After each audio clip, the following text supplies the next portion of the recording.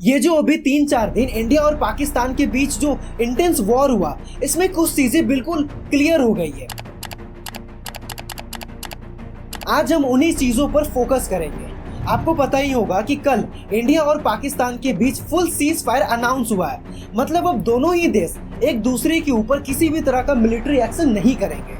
Both sides would stop all firing and military action on land and in the air and sea. लेकिन cease fire के बाद एक news सामने आता है कि IMF पाकिस्तान को $1 बिलियन का लोन अप्रूवल करता है। ये बात समझना जरूरी है कि IMF में अमेरिका का सबसे ज्यादा इन्फ्लुएंस है और ये हो ही नहीं सकता कि बिना अमेरिका के मंजूरी के बिना IMF पाकिस्तान को $1 बिलियन का लोन अप्रूवल कर दे ना। शायद ये पैसा मिलिट्री बिल्डअप या फिर इंडिया के खिलाफ टेंशन बढ़ाने के लिए किया जा सकता है, वो भी ऐसे सिचुएशन पर जब इंडिया और पाकिस्तान के बीच वॉर चल रहा हो। जब नरेंद्र मोदी गुजरात के चीफ मिनिस्टर थे तो उन्होंने कहा था कि इंडिया इंटरनेशनल प्रेशर पैदा करने की ताकत आज हिंदुस्तान में 100 करोड़ का देश है। पूरी दुनिया पे प्रेशर हम पैदा कर सकते हैं जी। लेकिन आज भारत 140 करोड़ का देश है, तो आज हम पाकिस्तान के ऊपर प्रेशर क्यों बना नहीं पा रहे हैं? क्यों अमेरिका के प्रेसिडेंट डोनाल्ड ट्रंप ये ट्वीट करके कहते हैं, after long night of talk mediate by the USA, Pakistan और इंडिया के बीच फुल और मीडिएट सीज फायर करवा दी है। ट्रंप दोनों कंट्री को कांग्रेचुलेशन कह रहे हैं। यही डोनाल्ड ट्रंप 2018 में ट्वीट करके कहते हैं, पिछले 15 सालों में अमेरिका ने पाकिस्तान को $33 बिलियन से ज्यादा की सहायता की है। Not because of good relation, but इसलिए ताकि पाकिस्तान में घुसकर आतंकवादियों को खत्म कर सके। ट्रंप ये भी कह रहे हैं कि जिन आतंकवादियों को हम अफगानिस्तान में ढूंढ रहे हैं, उन आतंकवादियों को पाकिस्तान अपने देश में ही छुपाया हुआ है। जब एग्जैक्टली आपको पता है कि सारे आतंकवादी पाकिस्तान में ही है, तो क्यों आप इंडिया और पाकिस्तान के बीच अपना नाक घुसा रहे हो? जब भारत स्ट्राइक कर रहा है तो करने दो ना।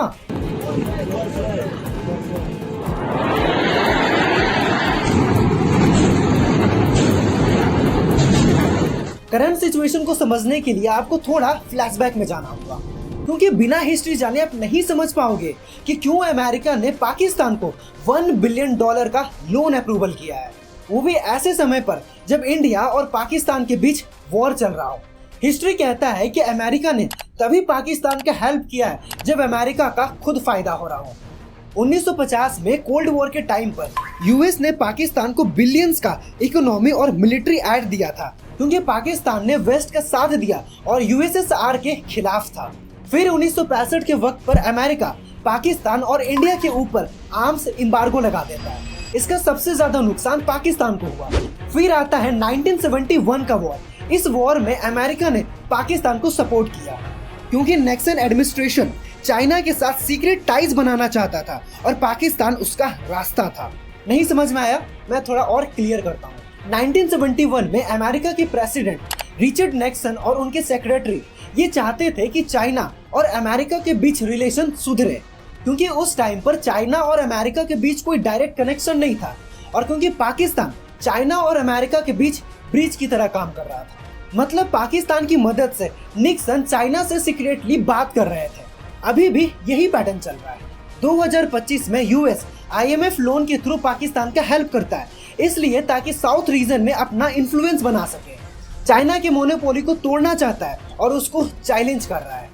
लोग सोचते हैं कि अमेरिका पाकिस्तान को स्ट्रॉन्ग बनाना चाहता है, लेकिन असल में अमेरिका बस पाकिस्तान को अलाइव रखना चाहता है, पाकिस्तान को बस जिंदा रखना चाहता है, ताकि अपना स्ट्रैटेजिक कंट्रोल बनाए रखे। पाकिस्तान की वैल्यू उसकी लोकेशन है, जहां से ईरान, अफगानिस्तान, इंडिया और सबसे इम्पोर्टेंट चाइना कनेक्टेड है। अगर आप पिछले कुछ सालों से देखो तो पाकिस्तान चाइना से कुछ ज्यादा ही क्लोज हो गया है। चाइना पाकिस्तान इकोनॉमिक कॉरिडोर जैसे बड़े प्रोजेक्ट कर रहा है। अगर अमेरिका कुछ नहीं करता तो पाकिस्तान पूरी तरह से चाइना के कंट्रोल में चला जाता, जो अमेरिका के इन्फ्लुएंस को कम करता। वैसे भी अमेरिका का ट्रैक रिकॉर्ड रहा है, वो किसी का नहीं है, वो किसी का परमानेंट दोस्त नहीं है। सीधी बात, जब तक उसको फायदा होगा वो जब तक सपोर्ट करेगा। एक चीज आपको भी समझना होगा, अमेरिका ने जो किया वो अपने देश के इंटरेस्ट के लिए किया और ये तो हर कंट्री का बेसिक रूल है। लेकिन भारत का फर्ज ये था कि अपनी सुरक्षा और इज्जत के लिए खड़ा रहे। ये जो भी सीज फायर हुआ है ये टेम्पोररी ब्रेक है। मैं ये गारंटी के साथ कह सकता हूँ कि 6 महीना, साल भर या 1.5 साल के बाद पाकिस्तान फिर से टेररिस्ट अटैक करेगा, जैसा वो हमेशा करते आया है। मोदी जी ने पहलगाम अटैक के बाद कहा था कि इन टेररिस्टों को, मैं बहुत स्पष्ट शब्दों में कहना चाहता हूं, जिन्होंने ये हमला किया है, उन आतंकियों को और इस हमले की साजिश रचने वालों को उनकी कल्पना से भी बड़ी। ये सुनकर हर इंडियंस का एक्सपेक्टेशन यहाँ पर था।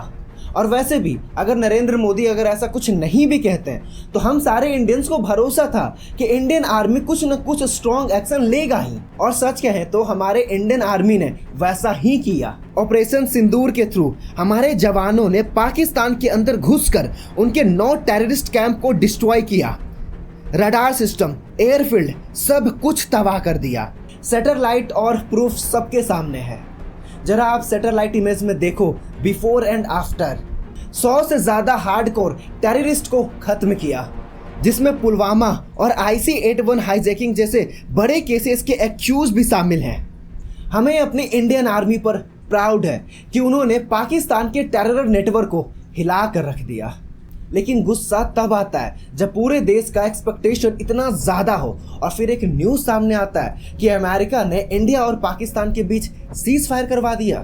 और इनफैक्ट मोदी जी ने खुद कहा था कि पहलगाम अटैक में जो 26 लोग मारे गए, जिन्हें धर्म पूछकर मारा गया है, उन्हें हम चुन चुन कर मारेंगे।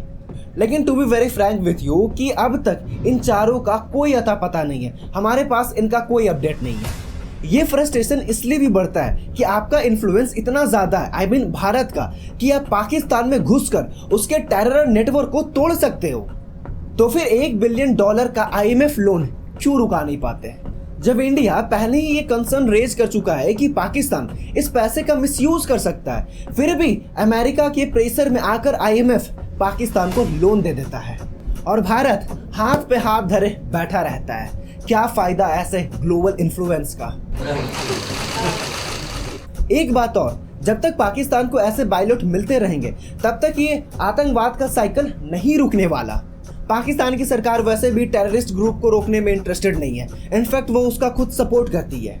और जब तक दुनिया के पावरफुल देश अपने इंटरेस्ट के लिए इंटरफेयर करते रहेंगे तब तक जस्टिस नहीं मिलने वाला। इंडिया में एक चीज और ट्रेंड कर रहा है, एक्ट ऑफ वॉर। बड़ा फैसला लिया है। जी हां, इस वक्त की बड़ी खबर, पाकिस्तान की अगली हिमाकत, पाकिस्तान का अगला कदम एक्ट ऑफ वॉर माना जाएगा। पाकिस्तान के अगले हमले को हिंदुस्तान एक्ट ऑफ वॉर माना जाएगा। मतलब अगर पाकिस्तान अगर फिर से अगर कोई इस तरह का अगर टेररिस्ट अटैक करता है तो उसे एक्ट ऑफ वॉर समझा जाएगा। क्या मतलब इसका? मतलब आप ऐसा सोच रहे हो कि पाकिस्तान अब अगली बार ऐसा कोई भी टेररिस्ट अटैक नहीं करेगा। अगर मान लो कि पाकिस्तान फिर से पुलवामा, 26/11 या फिर पहलगाम जैसा अगर कोई टेररिस्ट अटैक कर देता है तो आप क्या करोगे? आप एक्ट ऑफ वॉर करके क्या जो लोग मरेंगे उन्हें आप वापस ला सकते हो? मतलब मुझे तो यही समझ में नहीं आ रहा है कि इसे क्यों खींचना भाई। मतलब इसको रफा दफा क्यों नहीं कर देती सरकार? मतलब मुझे लिटरली समझ नहीं आ रहा कि क्यों भारत इसे खींच रहा है, क्यों इसे रफा दफा नहीं कर देता। आप क्यों इंतजार कर रहे हो कि फिर से पाकिस्तान जब टेररिस्ट अटैक करेगा तब हम कुछ एक्शन लेंगे? यार अभी जो पहलगाम में जो 26 लोग मरे, क्या वो कम था? यार आप खुद सोचो कि सीज फायर के कुछ घंटों के बाद ही पाकिस्तान ड्रोन से हमला कर देता है। पता नहीं सरकार इसमें क्या सोच रही है, मुझे पता नहीं। एक्ट ऑफ वॉर मेरे समझ से परे है भाई।